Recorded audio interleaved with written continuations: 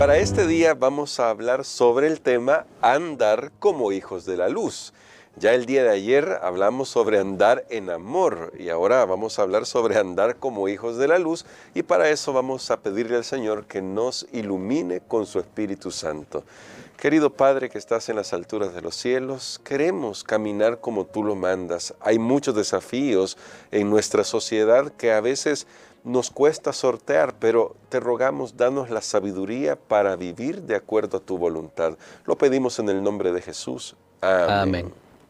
Para el tema de hoy, pastor, quizás vamos a hacer como un mix con lo que se hizo el día de ayer, o mezclar un poquito con lo que se habló el día de ayer, porque vamos a comenzar desde el verso 6 hasta el verso 10.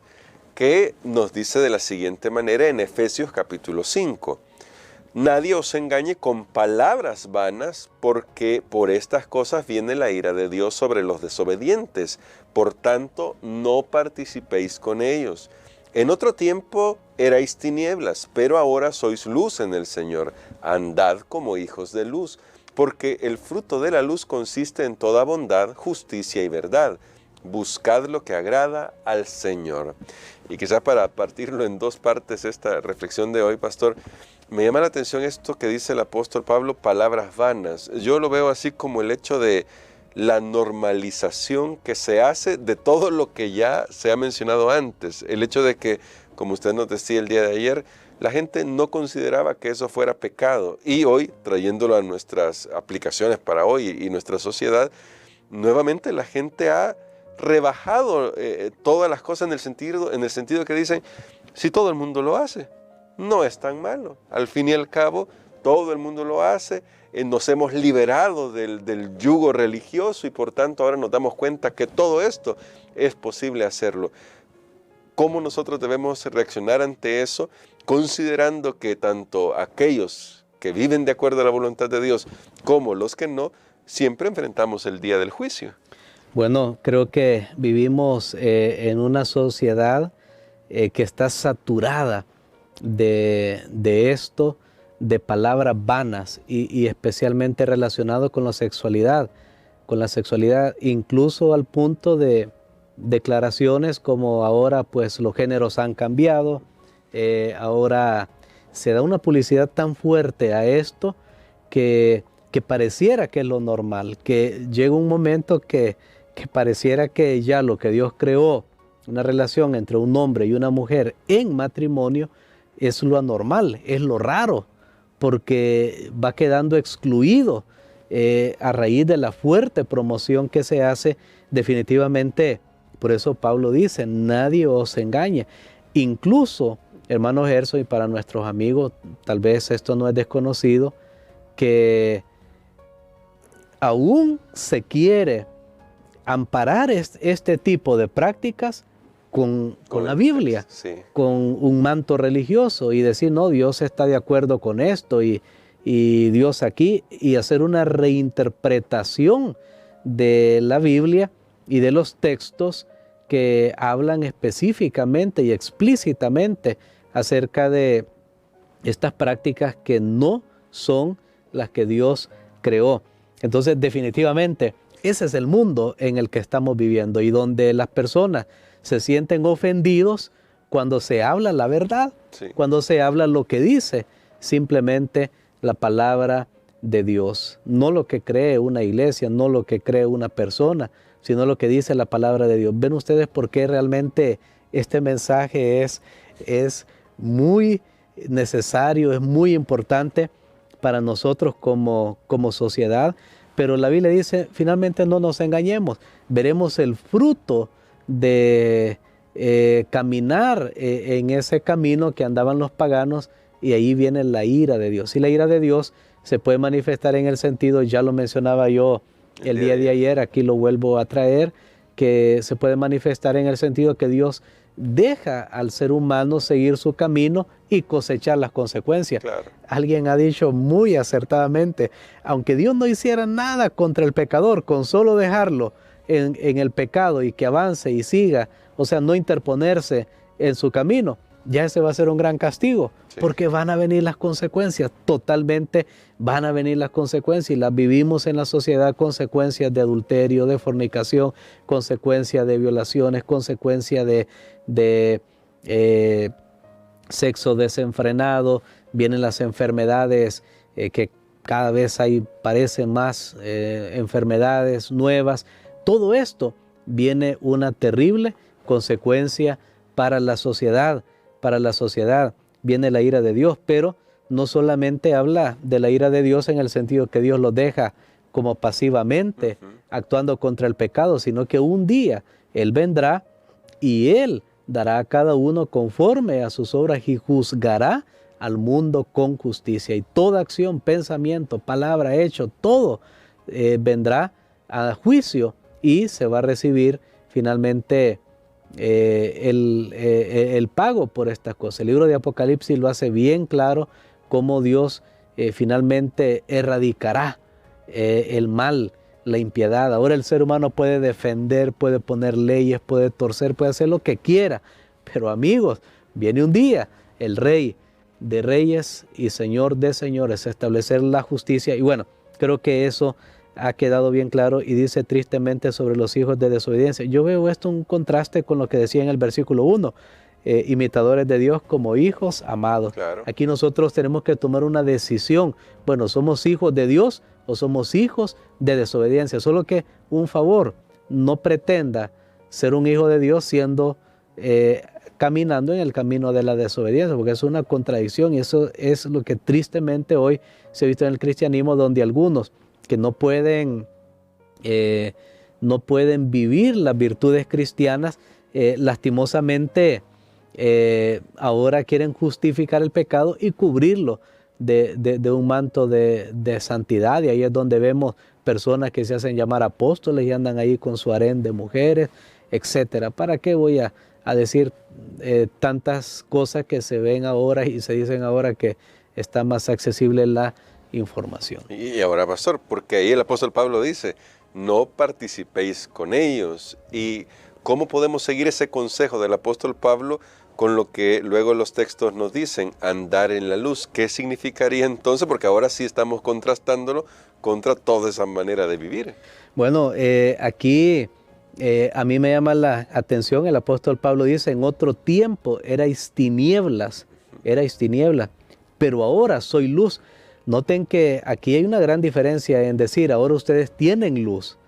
Él dice, no, ustedes son luz, porque aquí ha entrado en operación la obra de Dios en la vida del creyente, y entonces la vida cristiana, como bien lo dijera Elena White, no es una leve modificación o no es solamente, digamos, un arreglo de la vida pasada, bueno, y le hacemos ahí un maquillaje, unos cambios. No, es una total transformación, a tal punto que el cristiano no solo tiene luz, ahora es luz. Amén. Ahora se convierte en luz, y dice en el Señor. Por supuesto, no tenemos luz por nosotros mismos, reflejamos la luz de Dios porque lo imitamos a Él, lo que estudiamos ayer, andar como hijos de luz. Noten, ahora contrasta eso con hijos de tiniebla, y esto lo asocia con ser hijos de Dios, hijos amados.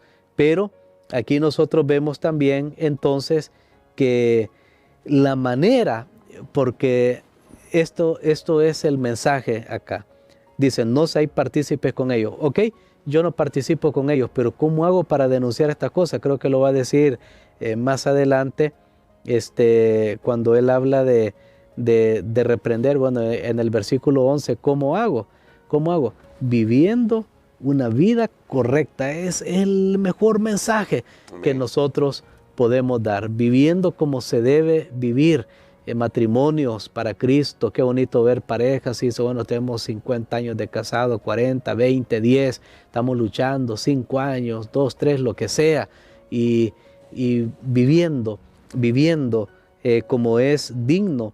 El fruto del Espíritu es todo bondad, justicia y verdad. Creo que nuestro estilo de vida será el gran mensaje que vamos a predicar al mundo cuando nosotros en nuestra iglesia tenemos familias fuertes, familias unidas, familias comprometidas, cuando en la empresa usted no se presta, usted es un José en una empresa donde tal vez hay tentaciones, hay insinuaciones, hay esto, pero usted se mantiene firme y la gente verá y dice, no, esa persona es de respetar, tiene principios, tiene valores, y ellos mismos se van a acercar y van a preguntar, bueno, ¿cuáles son esas enseñanzas? ¿Cómo yo puedo hacer para incorporarlas en mi vida?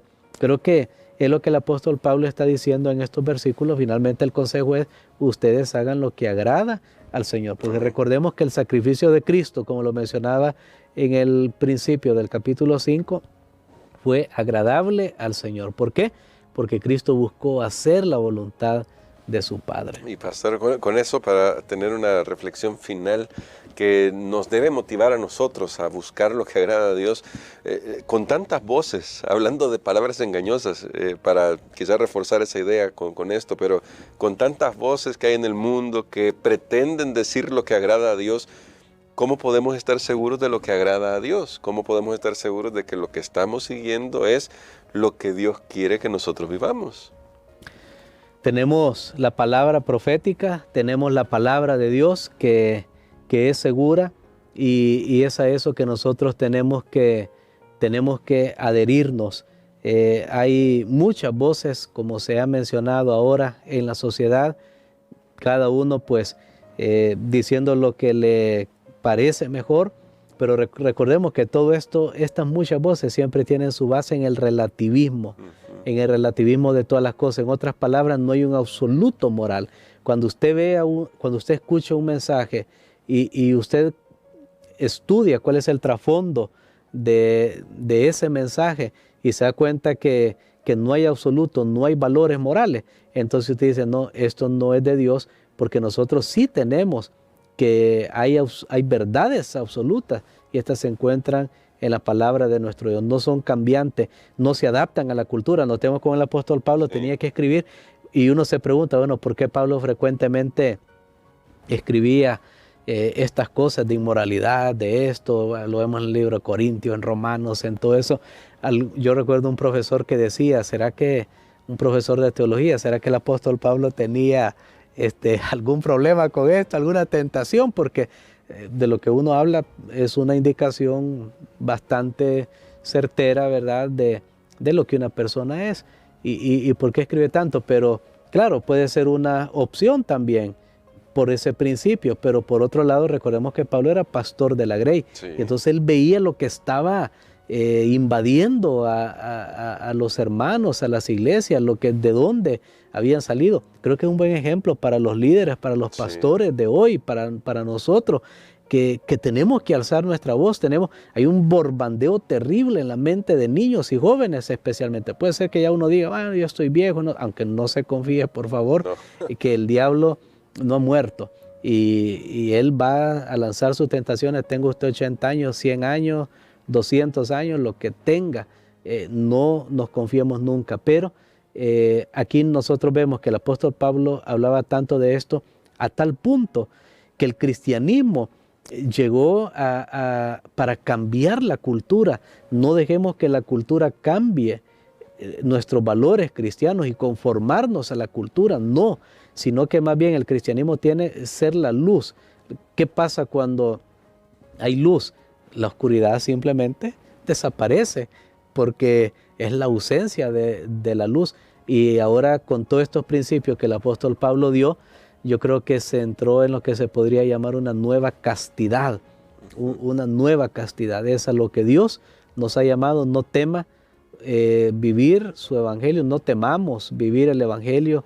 No importa si se burlan sus amigos, las personas, es que tú aquí, mira, tú vas a morir virgen, no sé qué, y qué tal si te atropella un carro. Y no, hermanos, andemos en la luz, como hijos amados, como hijos que somos obedientes y que agradamos a nuestro Padre Celestial. Amén. Queremos, pastor, que ore por nosotros por eso, para que todos conscientemente, como ya se nos ha dicho que es el amor es algo consciente, son decisiones conscientes, podamos vivir como Dios quiere que vivamos porque amamos al Señor.